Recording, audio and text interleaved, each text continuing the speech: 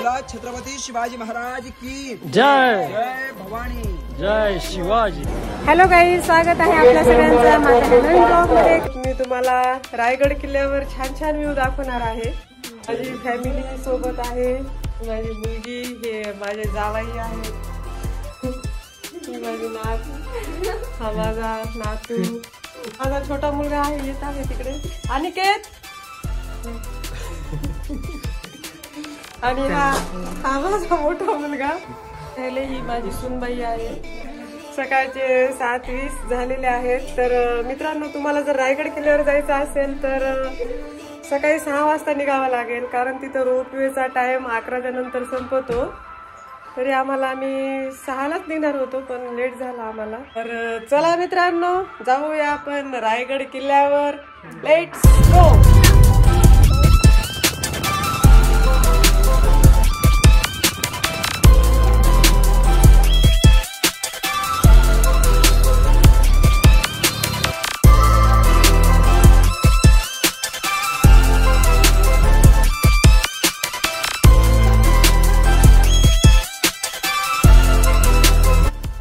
उखळ आपण वरवंटा जो आता त्याचा वापर तो मिक्सरने याची जागा घेतली आहे।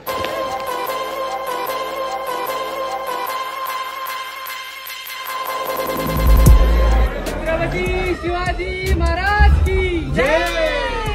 छत्रपती संभाजी महाराज की जय।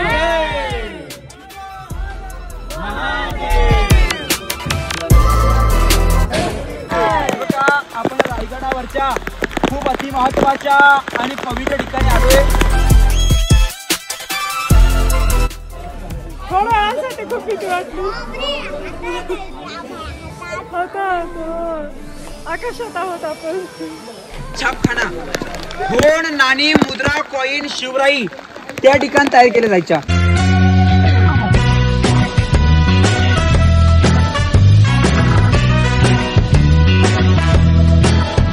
हॅलो गाईज, स्वागत आहे आपल्या सगळ्यांचं माझ्या नवीन ब्लॉगमध्ये। कशा आहात तुम्ही सगळेजण? आय होप छान असताल।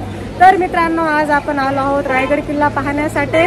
तर रायगड किल्ला हे पुणे शहरापासून 120 किमी अंतरावर आहे, आणि इथं रायगड किल्ला पाहण्यासाठी पर हेड तिकीट आहे इथे 315 रुपये। तर आपण रोपवेनं जाणार आहोत वरती आणि पूर्ण रायगड किल्ला पाहणार आहोत। असेच तुम्ही माझ्यासोबत जोडून राहा, मी तुम्हाला रायगड किल्ला पूर्ण दाखवणार आहे। तर चला मग मित्रांनो, पाहूया आपण आज रायगड किल्ला। तर आपण आता चाललो आहोत रायगड किल्ल्यावर। तर तिकीट काढून घेतलेलं आहे आपण। तर जेव्हा आपण रायगड किल्ल्यावर जातो तर सुरुवातीलाच इथे पहा तुम्ही महाराजांच्या वैभवशाली इतिहासाचे प्रतीक किती सुंदर असे दर्शविले आहेत। त्यांचे त्या टायमाचे पत्र, शिवाजी महाराजांची मूर्ती आणि सुंदर असे चित्र रेखाटलेले आहेत, आणि त्यांच्या त्या टायमाच्या तलवारी पण इथं पूर्ण ठेवलेल्या आहेत। पाहू शकता मित्रांनो, किती सुंदर अशा प्रकारे इथं शिवाजी महाराजांचा इतिहास दर्शविलेला आहे। तर मित्रांनो, शिवाजी महाराजांनी 16व्या शतकात रायगड किल्ल्याला मराठा साम्राज्याची राजधानी बनवले, आणि हा किल्ला रायगड जिल्ह्यात सह्याद्रीच्या पर्वत रांगेत असून समुद्रसपाटीपासून सुमारे 820 मीटर उंचीवर आहे, आणि रायगड किल्ल्याला दुर्गराज म्हणून पण ओळखले जाते। तर आपण बसलो आहोत आता रोपवेमध्ये, जात आहोत किल्ल्यावर। तर खूप सुंदर असा नजारा दिसत आहे, धबधबे, हिरवळ, जणू काही पृथ्वीवरचा स्वर्गच वाटत आहे हा। जसे जसे आपण वर येत आहोत तसे पूर्ण धुकं पसरलेलं दिसत आहे इथे। तर आपण आता आलो आहोत रायगड किल्ल्यावर।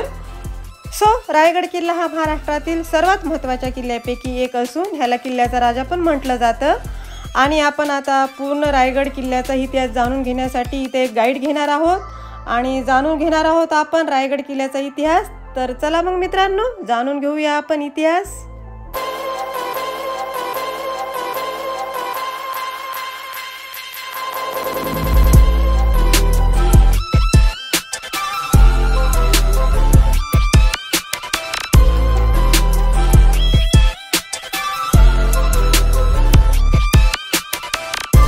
रायगड दर्शन करायचे, आपण एवढ्या लांबून खर्च करून किल्ले रायगडावरती आला। सर्वप्रथम काही सूचना आहेत, त्या सूचनांचं पालन करून आपल्याला किल्ले रायगड फिरायचं। रायगड फिरत असताना आपल्यासोबत एक गाईड आहे. तुम्हाला जो काय प्रश्न विचारायचा असेल निश्चितपणे विचारा. फक्त तो प्रश्न माहिती चालू असता पाहिजे, जेणेकरून माहितीमध्ये थांबणार नाही याची काळजी घ्या. दुसरी सूचना, महाराजांच्या मूर्तीसमोर दर्शन घेताना पायातल्या चपला खाली करायची, गॉगल कॅप घालून आपली पाठ राजांकडे करून सेल्फी फोटो काढायचा, स्टंटबाजी करायची, हे कुठेतरी चुकीचं वाटतं. आपण एवढे मोठे नाहीये की आपण आपली बरोबरी छत्रपती शिवाजीराजांची. आता आपण माहितीला सुरुवात करणार आहोत. ज्या मार्गाने आपण जाणार या मार्गाने आपल्या परतीचा प्रवास असेल, त्यामुळे वैयक्तिक फोटो काढायचे असतील तर परतीच्या प्रवासाला येताना काढा. योग्य त्या ठिकाणी तुमचा ग्रुप फोटो आता माहितीला सुरुवात करूया. बोला छत्रपती शिवाजी महाराज की जय. जय भवानी, जय शिवाजी. या अखंड महाराष्ट्राचे आराध्य दैवत राजे शिवछत्रपती शिवाजी राजांना सर्वप्रथम या रायगडावरून त्रिवार असं वंदन करतो. आणि या रायगडावर सह्याद्रीच्या कुशीमध्ये स्वराज्याच्या राजधानीमध्ये मी आपल्या परिवाराचं दिल्ली रायगडावरती सहर्ष स्वागत करतो. नमस्कार, जय शिवराय. सर्वप्रथम तुम्हाला माझा परिचय करून देतो. माझं नाव अनिल बाबू कोकरे, शिक्षण 12वी उत्तीर्ण आणि गेले 8 वर्ष झाली या रायगडावर मी गाईडचं काम करतो. या अगोदर आपण रायगड पाहिला असाल, आठवण असेल, पण माझ्यासोबत रायगड तुम्ही आज पहिल्यांदा बघताय, त्यामुळे रायगड काय बघायचंय. पण सगळ्यात अगोदर गड बघत असताना या रायगडासोबत आपल्याला ओळख करून घेणं गरजेचं आहे. रायगड छत्रपती शिवाजी राजांच्या ताब्यात यायच्या अगोदर एक डोंगर होता. डोंगराचं नाव होतं रायरीचा डोंगर. रायरी नावाने ओळखला जाणारा डोंगर प्रामुख्याने जावळीच्या खोऱ्यात. मग जावळी कुठे आहे? तुम्ही प्रतापगड पाहिला असेल. त्या प्रतापगडाच्या पायथ्याची डोंगर एक प्रतापगडाच्या पायथ्याचे गाव आहे जावळी. त्या प्रतापगडाच्या पायथ्यापासून रायगडाच्या उत्तरेला सह्याद्रीचा कोकण दिवा आहे. खालचं जे काय परिसर आहे हे सगळं जावळीचं खोरं. आणि हे जावळी खोरं त्यावेळी जावळीचे मोरे चंद्रराव मोरे यांच्या ताब्यामध्ये होतं. मोरे म्हटलं तर जातीने मराठा आला, परंतु मोरे जरी मराठा असले तरी ते त्यावेळी आदिलशाहीचे सरदार होते. कारण त्यावेळेचा बादशाह आदिलशाही होता. छत्रपती शिवाजी राजांची पहिली राजधानी राजगड पुणे जिल्ह्यामध्ये आणि वेल्हा तालुक्यामध्ये. पण वाढत्या स्वराज्यामुळे, वाढत्या साम्राज्यामुळे राजांना राजगड अपुरा करू लागला. आणि म्हणून राजाने या रायरीच्या डोंगराबद्दल जावळीच्या मोऱ्यासने खलिता पाठवला. त्या खलित्यामध्ये राजे म्हटले की मोरे, आपण दोघेही मराठी आहोत, दोघे मराठे एकत्र येऊ आणि एकत्र येऊन एक स्वराज्य उभं करू. परंतु मोरे अतिशय उर्मट, गर्विष्ठ, किचकट. त्याला वाटलं की मी आदिलशाहीचा सरदार आहे, माझी बरोबरी करायला कोणाला जमणार नाही. त्याने छत्रपती शिवाजी राजाला उलटपत्र पाठवलं. राजांना सांगतो की तुम्ही कसले राजे, तुम्ही कधी राजे झालात, तुम्हाला राजे बनवलं कोणी, तुम्ही असे राजे आहात की स्वतः राजे समजून घेताय. पण या जावळी प्रांताचे खरे राजे तर आम्ही आहोत. आमच्या भेटीस तुम्हास उद्या यायचं असेल तर त्याऐवजी आजच या, कारण तुमच्या स्वागताला आमचा तोफखाना आणि दारुगोळा सज्ज आहे. थोडक्यात हे राजाने देखील 154 निवडक सरदार जावळी प्रांतामध्ये पाठवले. आणि या जावळी प्रांतामध्ये 3 महिन्याचं युद्ध सुरू. 3 महिन्याच्या युद्धात मोऱ्यांचा धाकटा भाऊ हनुमंतराव मोरे यांचा सूर्याजी कापणीच्या स्थितीवर झाला. मोरे घाबरला की भावाला मारलाय. काळांतराने ती वेळ आपल्यावर येईल म्हणून तो अगोदर छत्रपती शिवाजी राजांना रायरीच्या पायथ्याशी शरण आला. शरण का आला? त्याला माहिती होतं जो आपल्या महाराजांना शरण जाईल त्याला आपले राजे करून मारून देतील. त्याने महाराजांसमोर शरणागती स्वीकारली आणि राजाने 15 मे 1656 हा रायरीचा डोंगर स्वराज्यामध्ये जिंकला. मग 1656 ते 1670 14 वर्षे लागली रायगडाची बांधकाम करायला. 14 वर्षात रायगडावर 11 तळाव बांधले, 84 पाण्याच्या टाक्या बांधल्या आणि 350 इमारती बांधल्या. हे ऐकलं की प्रश्न पडतो की बांधकामासाठी लागणारा दगड हा आणला होता. पायरी मार्गाने आणणं शक्य नव्हतं, कारण 3.5 किलोमीटरचं अंतर आहे आणि त्यावेळेस घोडे जायचे यायचे, किती रस्ता खराब असेल. आणि रायगडावरती आता या 150 पायऱ्या चढत असताना आपल्याला समजलं की या गडाच्या पायऱ्या काय आहेत. त्यामध्ये साधी पाण्याची बॉटल येत नाही या पायऱ्या चढताना.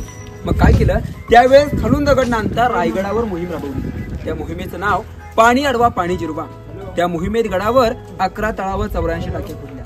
त्यातून दगड निघाला, तो गडाच्या बांधकामाला वापरला. प्यायला पाणी झालं, बांधकामाला दगड झाला. एका दगडामध्ये 2 पक्षी मारले.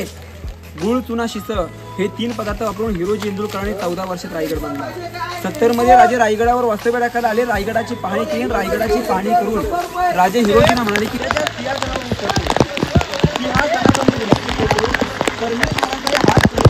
एक खुदा तेरे जन्नत के दरवाजे खुले रखना। माँ बहनों का इज्जत करने वाला शेर शिवा तेरे पास आ रहा है। एक कल्पना करण्याची गोष्ट आहे। जर एका राजाची प्रार्थना शत्रू त्याच्या दरबारामध्ये करतोय तर त्या राजाची कीर्ती किती महान असेल। म्हणून काय म्हटलंय की अनामवीरा जिथे झाला तुझा जीवनांत कधी पेटली ना वाट या धगधगत्या स्वराज्यावरी। हा राजांचा राजवाडा 50 वर्ष आयुष्य लागलं महाराजांना। 26 वर्ष राजे राजगडावर होते। 14 वर्षाचं बालपण शिवनेरीवर आणि शेवटचं 10 वर्षाचं वास्तव्य या राजवाड्यामध्ये। संभाजी राजे 9 वर्ष राहिले। संभाजी राजांचं कर्तव्य पाहून औरंगजेबाची बेगम त्याच्या दरबारामध्ये म्हटली होती की ओ मेरे बेगम साहिबा कि उस काफिर शिवाने एक संभा को जन्म दिया, उस तरफ से एक संभा हमारे घर में पैदा होते तो आज भी हम पूरे हिंदुस्तान पर राज करते हैं। मेरे चारी बेटे बेगम नायक अशा आपल्या महाराजांची किती महान होती। हा राजांचा राजवाडा आहे। तिथे पिण्याच्या पाण्याच्या टाके आहेत। तिकडे आपल्या राजांच्या अंघोळी करण्याची जागा बघायला पुढे जाऊया। बोला छत्रपती शिवाजी महाराज की जय। हे बघा या 3 टाके पाण्याचे।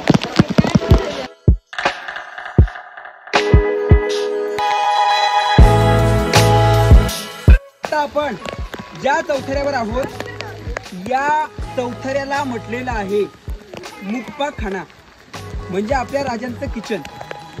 आज आपल्या घरी किचन आहे। किचनचा आकार कसा आपण ठेवतो?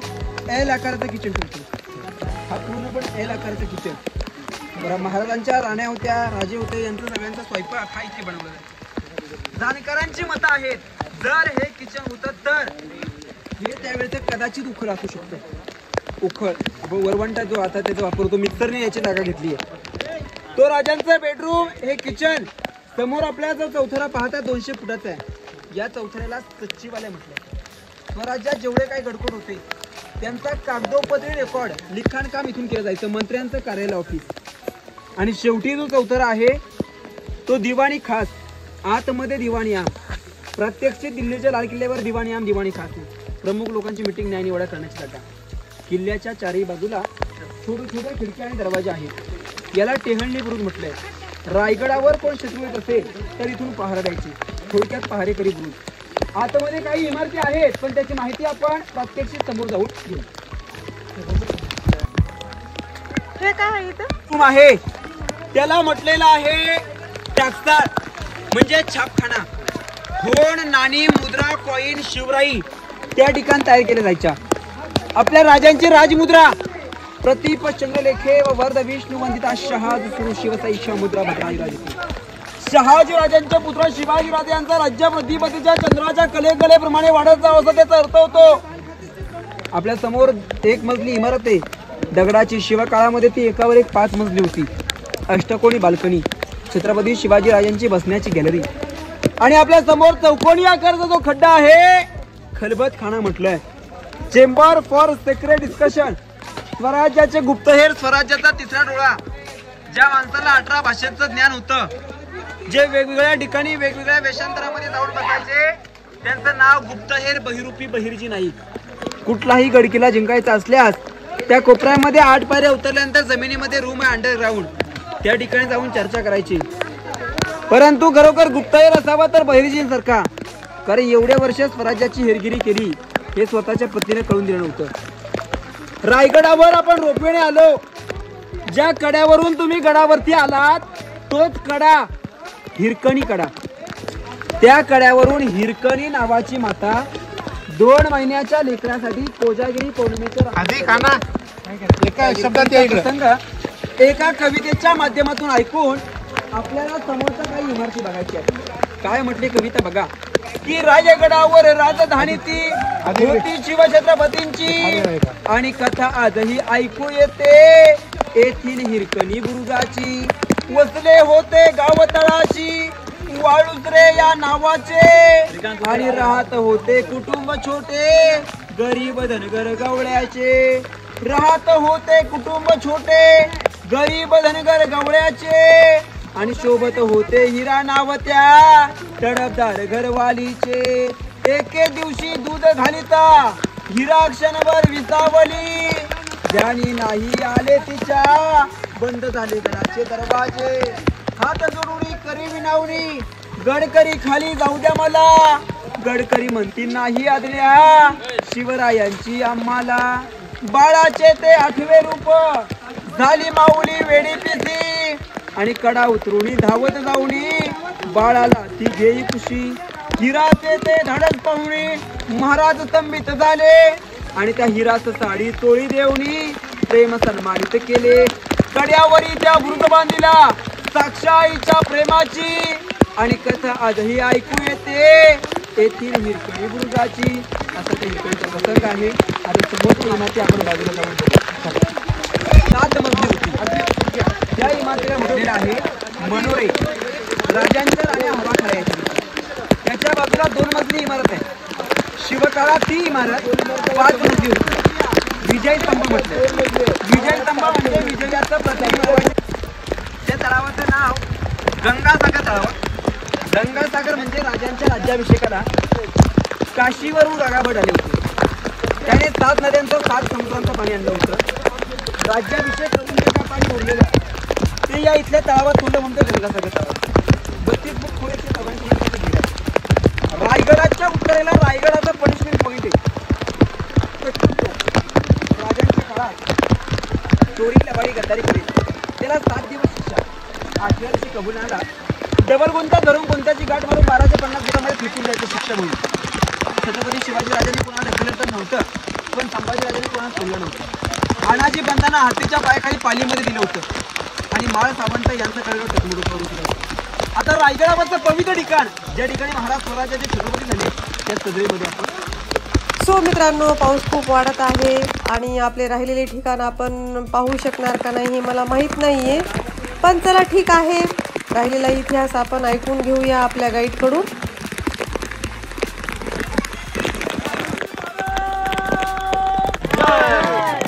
आपण रायगडावरच्या खूप अतिमहत्वाच्या आणि पवित्र ठिकाणी आलोय. खरं तर या रायगडावरच्या या जागेवर आल्यानंतर म्हटलं जातं की चुकल्या वागल्या कित्येक गर्विष्ठ म्हणा या शिव मंदिरी. इथे आपल्यासोबत 2 वर्षाचं लहान बाळ आहे आणि आपण छत्रपती शिवाजी महाराज की म्हटलं तर त्या बाळाच्या तोंडून आपोआप जय हा उद्गार दिसतो. त्याला सांगायची गरज पडत नाहीये. जगाचा एकमेव न्यायालय आहे, कधी कोणावर अन्याय झाला नव्हता हे या ठिकाणी होतं. सिंहासनाच्या उजव्या बाजूला आऊसाहेब संभाजीराजे राजारामराजे राजांच्या राजा, डाव्या बाजूला अष्टप्रधान मंत्रिमंडळ. राजांच्या राज्याभिषेकाचा दिवस उजाडला. स्नानगृहामध्ये महाराजांनी स्नान केलं, सर्व देवदेवतांना नमस्कार केला आणि राजाने नगारखान्यातून आतमध्ये प्रवेश केला. तिथे बसले 6000 लोक उठले. डोक्याचा भगवा फेटा काढला. राजाने मानाचा मुद्रा केला. राजाने मानाचा मुद्रा स्वीकारला आणि महाराज लटलट या अंगाने सिंहासनाधीश्वर व्हायला चालले. तेवढ्या सिंहासनासमोरच्या 3 पायऱ्या चढतात महाराजांचं अंतकरण भरून आलं. आनंदाचा सोहळा. महाराज या स्वराज्याचे छत्रपती होणार आणि मग या आनंदाच्या दिवशी डोळे भरून येण्यामागचं कारण काय? राजाने तिथून पाठीमागे वळून पाहिलं. दरबार गच्च भरलाय, पण जे शूरवीर मावळे या स्वराज्यासाठी धारातीर्थी पडले ना त्यातला एकही जीवा भावाचा सरदार कुत्र्याच्या कानाकोपऱ्यात बघायला मिळत नव्हता. बघायला मिळत होतं ते काय? त्यांच्या त्या विधवा बायका लहान लहान लेकरं घेऊन कोपरे कोपरे धरून रडत बसल्या होत्या. कारण आपला कुटुंब प्रमुख या स्वराज्याच्या मातीसाठी गमावला होता. राजे त्या 3 पाण्यात चढतात. आऊसाहेबांना सांगतायत की आऊसाहेब या स्वराज्याची पहिली पायरी चढतात. आम्हाला आठवत आहे जाता जाता बोलून गेले की महाराज आधी लगीनच्या कोंढाण्याचं मग माझ्या रायबाचं असे बोलणारे आमचे तानाजी मालुसरे सदरेमध्ये नाही येतात. आऊसाहेब स्वराज्याची दुसरी पायरी चढणारे आमचे बाजीप्रभू देशपांडे पावन खिंडीमध्ये नुकतेच मारले जाणारे बाजीप्रभू तिथे नाही आहेत. आणि या स्वराज्याची तिसरी पायरी चढणारे वीर शिवा काशी जन्माला येताना शिवा काशी म्हणून आले होते, पण मरण मेला होती छत्रपती शिवाजी महाराज म्हणून. अशा अनेकांची नावं घेत राजे लटलटच्या अंगाने सिंहासनाधीश्वर झाले.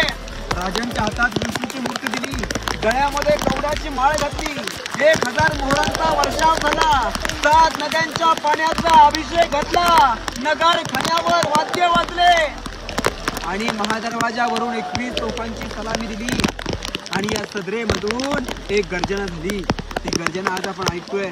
गर्जना ऐकल्यानंतर पाठीमागून सर्वांनी मोठ्या आवाजामध्ये जय असा प्रतिसाद द्यायचा. गर्जना काय म्हटली होती बघा की महाराज प्रौढ प्रताप पुरंदर क्षत्रिय कुलावतांस सिंहासनाधीश्वर महाराजाधिराज योगीराज श्रीमंत योगी श्री छत्रपती शिवाजी महाराज के जय. अशा गर्जना झाल्या आणि महाराजांचा राज्याभिषेक पार पडला. राजांच्या राज्याभिषेकाला इंग्रज, डच, फ्रान्स, पोर्तुगीज सगळे उपस्थित होते. रायगडावर आलेला इंग्रजांचा वकील, त्याला रायगडावर यायला 4.5 तास लागले होते. रायगडावरच्या नगारखान्यासमोरच्या हत्ती पाहिल्या आणि विचारत पडला. 2 पायाच्या माणसाला गडावर यायला 4.5 तास आणि इतक्या उंचावरती पल्लाटी आजच्या हत्ती या छत्रपती शिवाजी राजाने आणले कुठून, हा प्रश्न त्याने सदैव विचारला. प्रश्नाचं उत्तर आपल्या मराठी माणसाने सांगितलं नाही, म्हणून त्याने प्रश्न त्याच्या रोजनिशीत लिहिला आणि प्रश्नाचं उत्तर शोधण्याचा प्रयत्न केला. पण काय त्याच्या अनेक पिढ्या गेल्या, पण त्याला उत्तर काय सापडलं नाही. शेवटी त्या प्रश्नाचं उत्तर आजचे आपले मराठी इतिहासकार मीना बेडेकर सांगताय की त्यावेळे हत्तींची पिल्लं लहान होती आणि ती लहान पिल्लं आपल्या महाराजांनी पालखीत बसून गडावर आणली होती. त्यांचं पालनपोषण गडावर केलं, त्यानंतर राज्याभिषेक उभं केलं. आता छत्रपतींची युक्ती इंग्रजांच्या वकिलाला काय करणार. दरबार काय बंद होता, 6000 लोक होती, लाईट माईक काय नव्हतं. मग महाराजांचा आवाज शेवटच्या माणसापर्यंत जायचा कसा. हिरोजीने ते दोन्ही चमत्कार केला. राजे काय बोलले, शेवटच्या माणसाला ऐकायला जायचं. शेवटच्या माणसाने कुठून केली, राजा ऐकायला यायचं. आजही तिथून कागद फाडला तरी फाडलेल्या कागदाचा आवाज इकडे ऐकायला येतो, पण त्यासाठी सगळे शांत पाहिजे. यातून एक समजतं, पण हे उद्ध्वस्त असताना आवाज ऐकायला येतो आज, तर तेव्हा हे ट्रॅक होतं, तेव्हाचा आवाज कसा ऐकायला येतो. जाणकारांची मतं आहेत तो आवाज या दगडामुळे ऐकायला येत असावा. दगडावर आवाज आढळतो, त्यानंतर सतत उतरतो म्हणून हा दगड इथे असावा. समोर छत्रपतींचं सिंहासन पाहत आहे. जे छत्र पाहतोय त्याला मेघगंबरी म्हटले. भारताचे 7वे राष्ट्रपती डॉक्टर गॅनिजर सिंग यांनी 1985 मध्ये बसवली. त्याच्या आतमध्ये महाराजांची मूर्ती आहे. जवळजवळ ही 600 किलोची मूर्ती शिवाजी राजांचे 13वे वारसदार कोल्हापूरचे युवराज छत्रपती संभाजीराजांनी बसवली. आणि मूर्तीच्या गळ्यामध्ये अनेक हार आहेत. यातला पहिला हार दररोज सकाळी 7 वाजता गेल्या 32 वर्षापासून सांगलीतून इथे येतो. शिवप्रदेशांचे गुरुवर्य संभाजी भिडे गुरुजी यांचे 2 धारकरी आजही गडावरती येतात.